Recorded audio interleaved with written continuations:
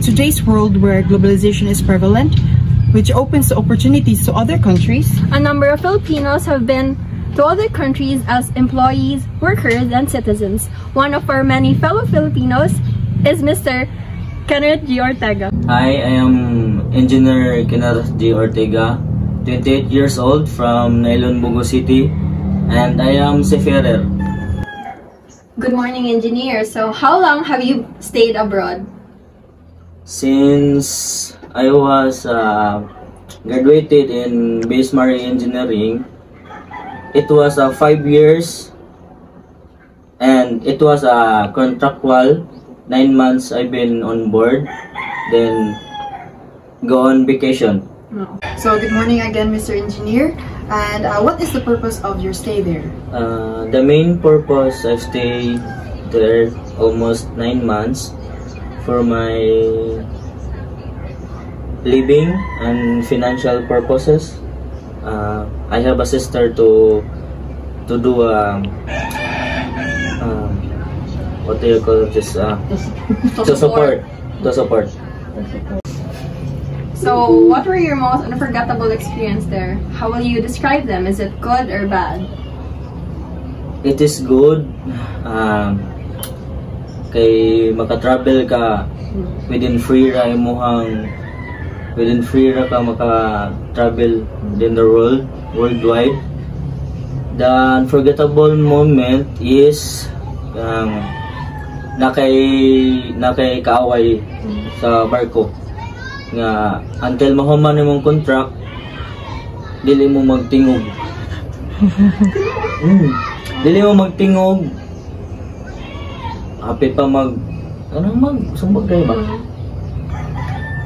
Then mo na yung unforgettable moment ako nga nakay kauban nga kanang kuan kayo kanang pasaway kay ba? Pasaway kay tanan nga hapit na nimo kanang kuano nimo kanang magtablahon sa nimo ba if you have wala kay pamilya nga mo gina-support. And how will you compare the Philippines to the other countries? Philippines to the other country. Philippines is grabe kay ka hospitality ang mga tao sa Pilipinas. But in terms sa mga attitude sa Pilipino is kanang lahi siya sa uban country kay murag disiplinado ang naa sa uban country kay dire sa Pilipinas. Naman say mga disiplinado dire but mga gahilag ulong ang mga Pilipino. Gayong ulong. Dili sila maminaw. But ang namgod sa uban country kay unsa ang role sa gobyerno sundo nila. Unsa yung kanang na dito kano nila sunod sila. Dili parehas diri sa Pilipinas nga gi-impose na gani nga kuan nga rules gani ilabag ba jud. I-break ba jud. Diba? You want to go back to abroad or to other countries in the future? Why and why not? Yes, I want to go back because I have financial purposes. Daghan kay ko kanang kanang gastuan. Daghan ko plano sa kinabuhi nga akong makuan. Ang purpose nga mobalik ko dito is among nature sa akong trabaho adto magud sa abroad. So makabalik ko dito. Dili ko makabalik ko dito. And then why kay nakoy ginaplan sa akong kinabuhi nga maka in the future makaayos ako What were your adjustments abroad? Good question no. Kay mostly good sa kanang mga OFW is maglisod good kayo og adjust adto ka once nga mag-abroad ka.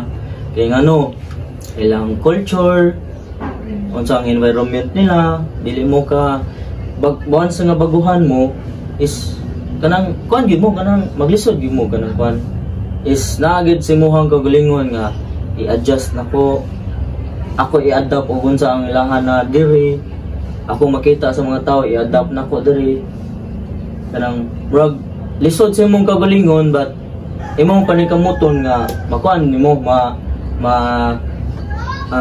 ma-adapt nimo ang kuan, ma-adapt nimo ang ilang kuan. So, what was your biggest culture shock in other countries? Katong nakakuan ko when I was in Japan, grabe kayo ka kuan sila kanang ka disiplinado ba. Magkaingon ka, nani din yung mga tao na diri i-compare dito sa Pilipinas. Mingon ka, grabe di ka kuano, grabe kay ka kuanang kanang mostly sa Japan, sa tao sa mga sa Japan. Kay disiplinado sila, will manner ka sila in terms sa kanang palibot nila, mga kanang mana ko na kan, mana ko ang culture shock na ko nga. Mo nani gid nila kan. Sa likewise sa kanang uban countries like America, Canada or Indonesia, lain ra gid ang Japan. Lain ra gid ang Japan sa. So thank you, engineer, for giving us your time and for letting us make this interview with you. Thank you sad sa kayo.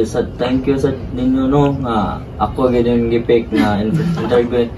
Since mo ni akong pinaka first interview gud sa mga student. You know.